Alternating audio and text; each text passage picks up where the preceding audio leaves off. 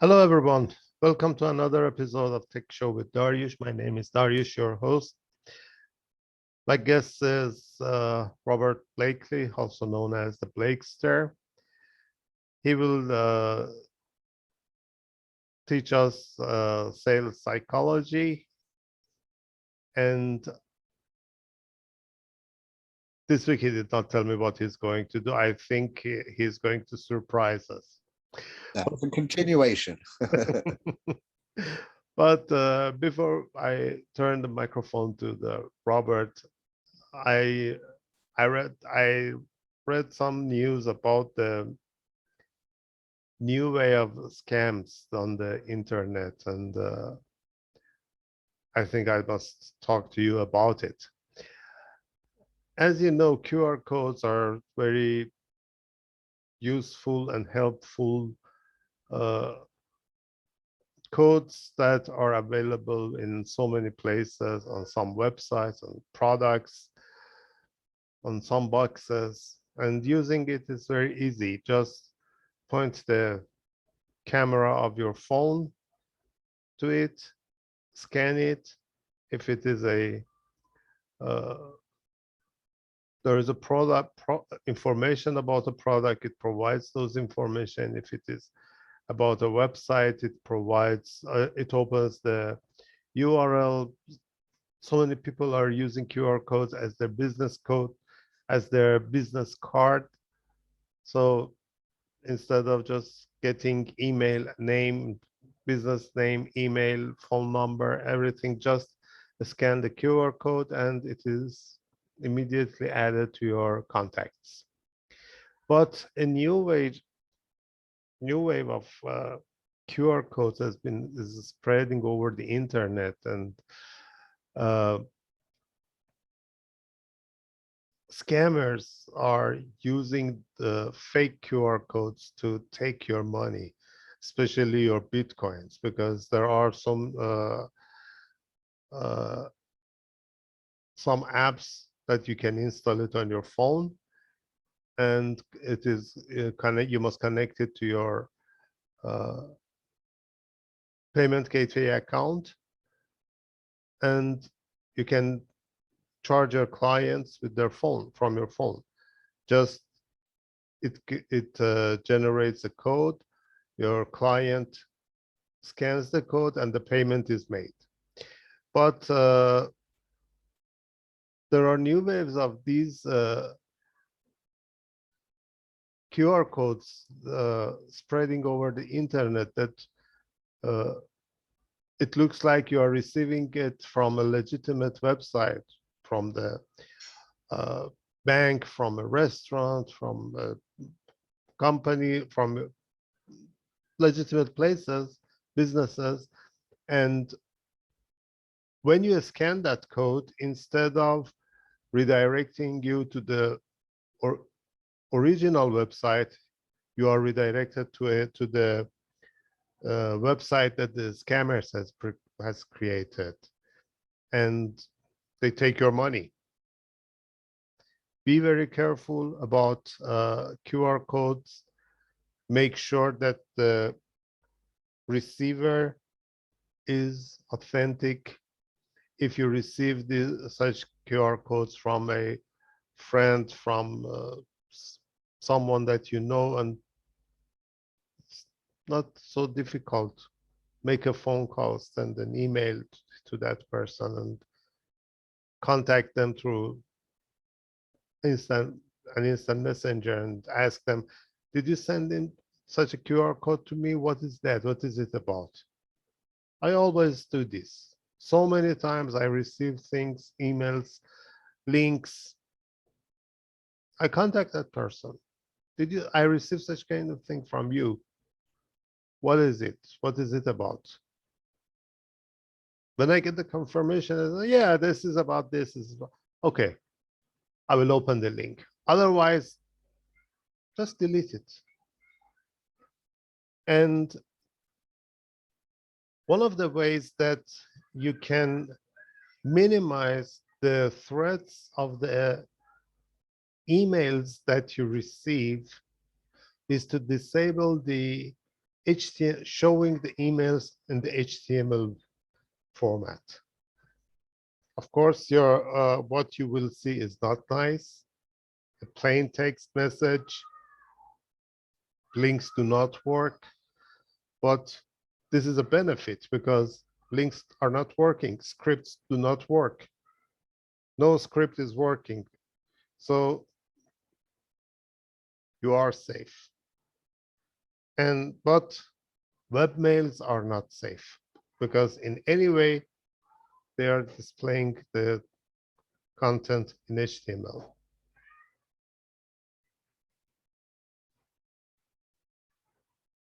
Be careful about such kind of things.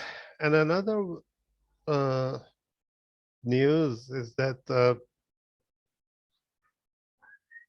a few weeks ago, I provided you when I was talking about the cyber threats and the ransomwares and the vulnerabilities. I told you that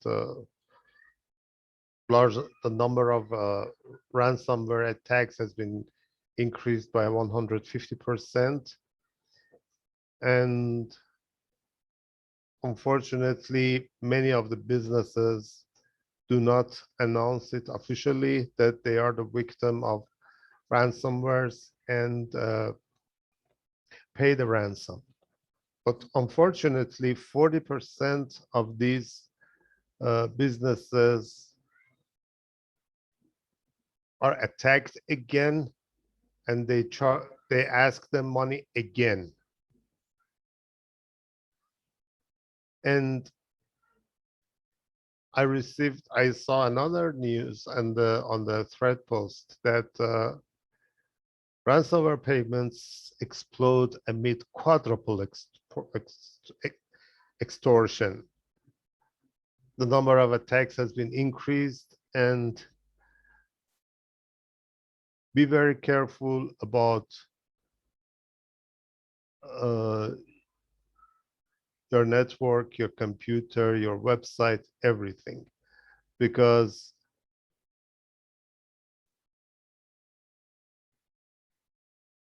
as long as you are visiting a safe website, a website that is that they are using some kind of security, a serious security plan, they are safe. But as I said last week, so many websites, more than 27 million WordPress websites are all over the internet, and more than 24 million of them are not safe, or they are vulnerable. And among the list of the vulnerabilities that I read for you, there are some security plugins. So do not trust to the security plugins that you are using. There might be you might be using the vulnerable one, and make sure that you are using alternative security plans.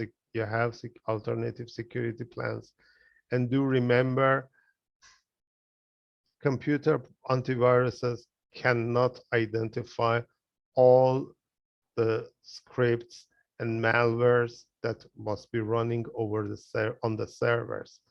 They can only identify the scripts and malwares that are supposed to be running on your computer. So the script that is copying it from the server to your computer cannot be identified by those computer antiviruses, because they are not identified to,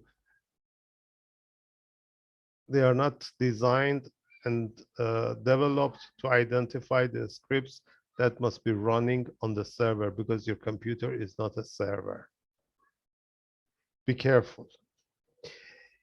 And going back to the Robert Blakely, and before that, hello, Kurt, welcome to the show.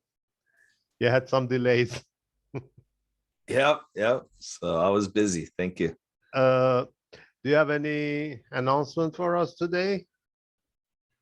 Well, the first thing that comes to mind is with their connection at the Happy Neighborhood Project, our ally Anna Maria Bliven from Onward and Upward and Prosperity Pathways. She headed up proposing Happy Neighborhood Project nonprofit. So from where I'm sitting, I'm getting deeper into the nonprofit world, and we're recruiting a co-host team to host weekly meetings. That'll be havens for nonprofits to kind of propel the business that they do as a nonprofit organization. So we're trying to find some leaders, board members, some founders of nonprofits, people who are always writing grants to bring in money to keep the nonprofit going. And then each of these being people that volunteer a lot in their nonprofits. So we're looking for a couple more people to help us have a full co-host team to start H&P nonprofit. So that's kind of the current announcement. Thank you. I will get back to you because I need to have more information from that. Okay, sounds good. Thanks. Okay, Robert, what do you have for us today? Hello, everyone. Well, first off, I want to touch on what you were talking about because I didn't know what you were going to talk about because every week is kind of different when it comes to the security type thing. And I probably shouldn't have worn black so that I'm just a talking head.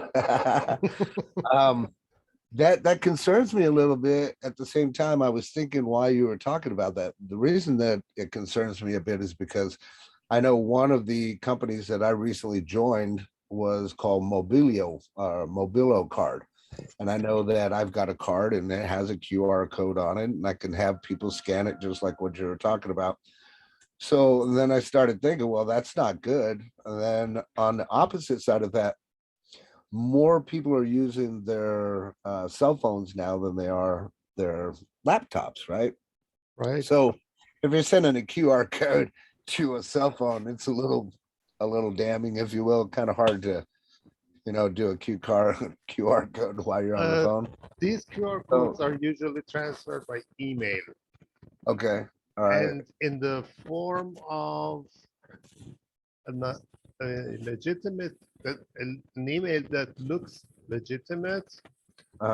And for example, this looks like it is from a bank or from a restaurant. I don't know there, but in here there are restaurants. They are available online.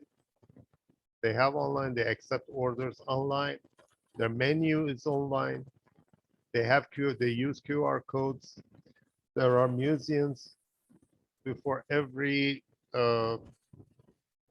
item. There is a QR code. When you scan it, it opens the museum's website and that directly opens the page that provides you that information. And it has the option to share it on the social media. Such kind of QR codes are safe because, for example, you are in the museum, people, they don't do that. But right. If you receive something suspicious or from someone that you are not expecting to receive such kind of thing, be careful. Right. I mean, that's a general rule of thumb, right? This is a general rule, right? Look, at the same token, Mhm. The reason I was getting into that topic as well, because then I have another person that came to me about advertising for a particular business that we're involved in, and he likes to use QR codes. So I didn't even know that information until now. So that's good information that I can go and tell him, hey, be careful when you are using QR codes. But he's talking about wanting to use QR codes. And I blatantly just told him, hey, look, the QR codes, they're only going to work in specific environments like what you're talking about. If you're in a spot and you have an advertisement with the QR code, obviously that's going to be better than trying to send something through the mail. But if you're talking about online stuff, which is the things that we talk about, your QR code isn't going to generate the type of traffic that you need. You need to physically talk to people, right? That's kind of where I want to transition, if you will, into what we were talking about last week. We were talking about just starting from scratch, working from home, getting away from the job, and actually being able to work from home. So I just wanted to first off recap with what we talked about last week in case you missed it. There were two most important things that we had to consider when starting an online business, and that was the lack of experience and having the lack of knowledge and the wrong mindset. Beyond that, we talked about the biggest pitfall next to having the wrong mindset and that lack of experience and knowledge is not having the proper tools. We mentioned that you need a hosting, you need a website, and you need some type of autoresponder or lead capture, that those are the three most important things for online marketing. And then we went into talking about keeping it simple when it comes to online marketing. You're either a product creator or you're a product endorser slash consumer. And most of us, even if you're a product creator, you're also a product endorser and consumer. So we do both. The important thing that we talked about as well was there was only three ways to get to whatever that destination is. Number one, you had to learn how to do it. Number two, you had to outsource, or number three, you're going to do a combination of both. So we talked a little bit about the learning curve on that. And Kurt can attest to that. He's over there learning some new things. I'm over here learning some new things, right? But the ultimate goal that I try to teach people is getting you to a place where you know how to become what's called a humble servant leader in the industry. You want to be the person that people want to work with. And then you have to ask yourself, how can you serve your community, right? Because the money that you'll make is actually equal to the amount of value that you put out into the marketplace. So touching base on that, like we were talking about yesterday, just wanted to move forward and touch on the different things between being a product endorser consumer versus a product creator. Now, with this information, trust me, if you listen to all this stuff, I'm not trying to talk you out of being a product creator, because by all means, we need product creators, right? We have to have people that are savvy enough to have the idea and bring about new products, right? But if we talk about product endorser and being a consumer, most of the work is already going to be done for you, right? So the business is already built, the product that surrounds that business is there. So the same thing applies, though, whether you're going to be a product or a product creator, though, as I mentioned last week, there are a few more things that you have to think about, right? So on the product endorser consumer side, we can think, okay, well, this business is already created for us. Most, especially in today's age of society, watching from many years back, now come with most of the tools that we as network marketers or affiliate marketers need, which is typically some type of splash page, present the opportunity, right? So right tools to promote your business are going to be very important. You're always going to hear me talk about that. The next thing to think about is the right product that appeals to the masses. So if you don't have a product that actually appeals to the masses, you're going to have less people that you can talk to about whatever that particular product is. The third thing that you want to have in a business that's already ready for you is an easy to understand compensation plan. So there's been several compensation plans that have been put out there. I personally enjoy more of a binary, to where you have just a left and a right hand side. If volume is built up, all you do is just make sure you pay attention to that volume. On the affiliate side, it's a lot better because it's a one-off product. So for example, if you go and you sell a $200 product, then you might make $100 commission. It's paid out once and you're good to go. In the, when it comes to the network marketing side of things, if you build out your organization, then yes, if you do it right and there's the product sales are coming in, now we're talking about that that recurring income that you'll have every single month, right? But you have to understand your comp plan. I was talking to a student of mine yesterday who's involved in two different businesses, both of them not going anywhere because number one, she isn't sure how to run that first business. So when you go in there and you try to take on more than you could bite off, so to speak, it's going to be difficult for you to get into profit, especially if you're doing multiple things without knowing how to have some success with one thing, right? I always recommend that you start off with one thing, one program, learn how to do it, learn how to market, and then possibly expand into, whatever you want to, put on your plate, so to speak, right?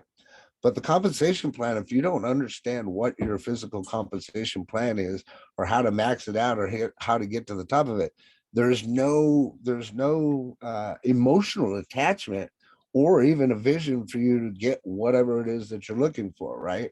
And I've said this time in and time again that most people don't get what they want because they don't know what they want, right? So it's important to have a clear vision, know what your compensation plan is so that you can actually attach yourself to a specific number emotionally, right? The fourth thing that you need to think about for sure is a business budget, right?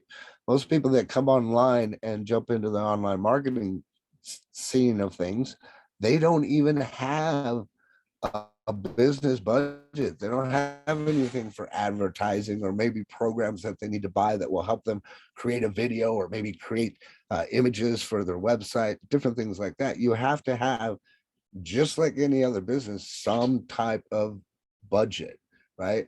Whether it be $100, $200, or $500, you need some type of budget. Most people do not have this.